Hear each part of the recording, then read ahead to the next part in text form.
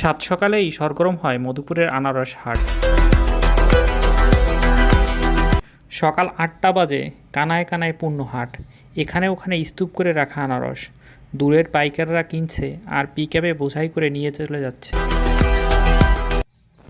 প্রতি সপ্তাহের শুক্র ও মঙ্গলবারে হাট বসে মধুপুরের জলছত্রে, কিন্তু কেনাবেচি হয় প্রতিদিনই। ঘোরাঘুরি করতে করতে ক্লান্ত হয়ে পড়ছেন? ভাবছেন কোথায় থাকবেন? হ্যাঁ, এখানে আবাসিক হোটেল রয়েছে। ২০০ থেকে ৮০০ টাকায় কক্ষ আছে। এছাড়া মধুপুরের কাছাকাছি থাকার ভালো জায়গা ধানবাড়ি নবাব প্যালেস বাংলো।